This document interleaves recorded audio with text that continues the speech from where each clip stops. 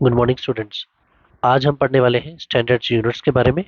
तो standard units और उनके कैरेक्टरिस्टिक्स क्या होते हैं। पिछली वीडियो में हमने इसका एक छोटा सा ओवरव्यू लिया था कि स्टैंडर्ड यूनिट्स कौन से होते हैं। स्टैंडर्ड यूनिट्स जिनको पूरी दुनिया में माना जाएगा, जिनको एक स्टैंडर्ड सेट किया जाएगा कि ये यूनिट्स को माना जाएगा, ये अच्छे से बनाए गए हैं और जो वाइडली एक्सेप्टेबल है। तो अब इसकी कैरेक्टरिस्टिक्स के बारे में हम पढ़ेंगे। कैरेक्टरिस्टिक्स मीन्स उनके बारे में क्या खासियत है, उनमें क्या चीज़ें पाई जाती है। तो सबसे पहले जो पॉइंट है हमारा वो है it should be well defined. तो वेल डिफाइंड में एक वर्ड आता है जो है डिफाइंड। डिफाइंड मीन्स कि जिसकी अच्छे से डेफिनेशन बताई गई हो, जो अच्छे से एक्सप्लेन किया गया हो। ठीक है, तो ये है वेल डिफाइंड।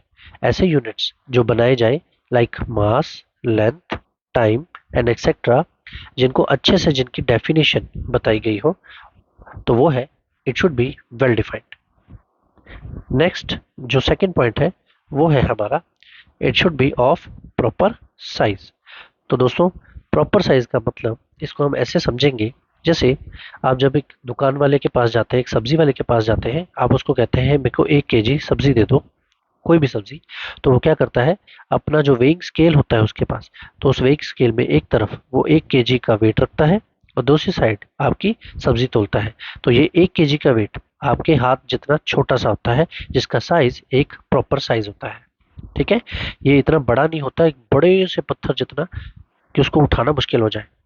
तो जो भी यूनिट बनाया गया मास के लिए, वो इतना छोटा बनाया गया 1 kg का, 2 kg का, कि जो आराम से उठाया जा सके। तो should be of proper size. इसको एक और एग्जांपल से हम समझेंगे। फॉर एग्जांपल,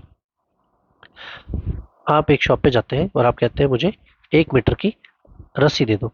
तो वो क्या करता है, दुकानदार 1 मीटर का स्केल उसके पास पड़ा होता है ऑलरेडी, वो उसके इक्वल अपनी रस्सी काटता है और आपको दे देता है। ठीक है, तो ये 1 मीटर का स्केल जो है वो इतना छोटा है कि वो दुकानदार एक जगह से दूसरी जगह उसको लेके जा सके। ठीक है, अगर आप भी चाहो तो इस 1 मीटर के स्केल को उठा के अपने घर पे ला सकते हो, क्योंकि इसका साइज प्रॉपर है, ज्यादा बड़ा नहीं है, ज्यादा छोटा नहीं है। ठीक है, तो जो भी यूनिट बनाया गया मास, लेंथ, टाइम एंड एक्सेट्रा, और भी यूनिट्स हैं, तो वो एक प्रॉपर साइज के बनाएंगे, जिनको एक जगह से दूसरी जगह लेके जाया जा सके और प्रॉपर साइज के हो। अब नेक्स्ट जो हमारा थर्ड पॉइंट है वो है it should be easily accessible. तो इजीली एक्सेसिबल मीन्स जब आपको इजीली एक्सेसिबल, अगर आपको 1 kg का वेट चाहिए, ठीक है, आपने भी कोई शॉप खोली, मान लो आपको 1 kg का वो स्टोन चाहिए। ठीक है, तो आप क्या करोगे, आप पास वाली किसी शॉप पे जाओगे। अगर ऐसा होता कि ये सारे स्टोन्स सिर्फ दिल्ली में मिल रहे होते हैं, ठीक है, तो आप सबको ट्रैवल करके दिल्ली जाना पड़ता, वहां से उसको लेके आना पड़ता, तो आप क्या करते, आपके लिए बहुत डिफिकल्ट हो जाता। तो साइंटिस्ट ने ऐसे यूनिट्स बनाए गए जो इजीली असेसिबल हो, हर जगह पे इजीली मिल जाए, असेसिबल। ठीक है, अब हम बढ़ते हैं फोर्थ पॉइंट की तरफ। तो फोर्थ पॉइंट है हमारा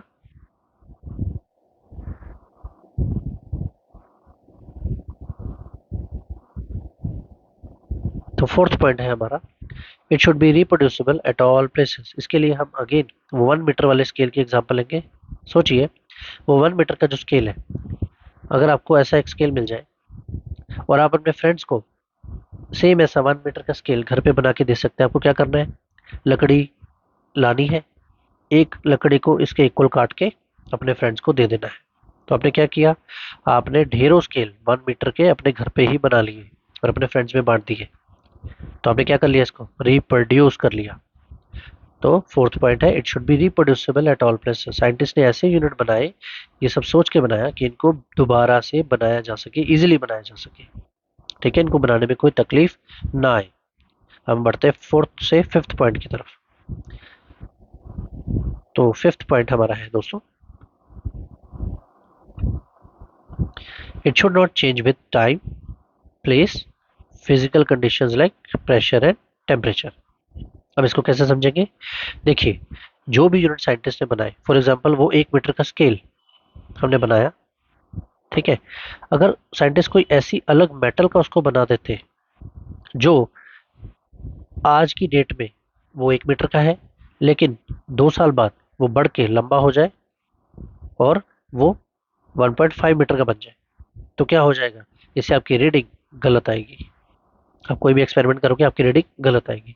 तो टाइम से वो चेंज ना हो जो भी यूनिट बनाया जाए, प्लेस से चेंज ना हो। अर्थ पर दोस्तों अलग अलग कंट्रीज है, ठीक है, आप एक कंट्री में जाएंगे वहां भी 1 मीटर का स्केल इक्वल लेंथ का मिलेगा, और दूसरी कंट्री में भी वो अलग कंट्री में भी सेम लेंथ का मिलेगा। तो प्लेस से, जगह से वो चेंज ना हो। अगर आप एक जगह से दूसरी जगह उसको ट्रेन लेके ट्रैवल भी करते हैं तो भी उसकी लंबाई चौड़ाई में कोई फर्क ना आए, तो स्केल को कोई फर्क ना पड़े। तो ये है, it should not change with time and place. और अगला है प्रेशर और टेम्परेचर से भी फर्क ना पड़े। दोस्तों देखिए, अर्थ पर जो नॉर्थ पोल है और साउथ पोल है वो कंडीशन वहां पे सबसे ज्यादा ठंड है, ठीक है, और बाकी जो जगह है वहां पर नॉर्मल गर्मी भी रहती है, ठंड भी रहती है। तो अगर इस स्केल को आप नॉर्थ पोल पे लेके जाओ और फिर अपनी कंट्री में वापस लेके जाओ, तो भी इस स्केल में ना ठंड से ना गर्मी से कोई फर्क पड़ना चाहिए। So it should not change with pressure या टेम्परेचर। तो ये था हमारा फिफ्थ पॉइंट। अब हम बढ़ते हैं सिक्स लास्ट पॉइंट की तरफ। तो दोस्तों जो हमारा लास्ट पॉइंट है, it should be widely acceptable. Widely acceptable means ऐसे यूनिट्स बनाए जाएंगे जो हर कंट्री में माने जाए, यूएस में भी, कनाडा में भी, इंडिया में भी, ठीक है। ऐसा ना हो कि एक कंट्री या दो कंट्रीज उसको मानने से मना कर दे और बाकी कंट्रीज में वो यूनिट्स चले, तो इसके लिए तो समझना और समझाना बहुत मुश्किल हो जाएगा उन यूनिट्स को, ठीक है। तो लास्ट पॉइंट उन्होंने सोच समझ के लिखा कि it should be widely acceptable, हर जगह इसको मान्यता मिलनी चाहिए, एक्सेप्ट किया जाना चाहिए। तो ये था कैरेक्टरिस्टिक्स ऑफ स्टैंडर्ड यूनिट्स के बारे में। नेक्स्ट वीडियो में हम पढ़ेंगे सिस्टम ऑफ यूनिट्स के बारे में, अलग अलग तरह के कौन से सिस्टम ऑफ यूनिट्स हैं। Take care, good bye friends.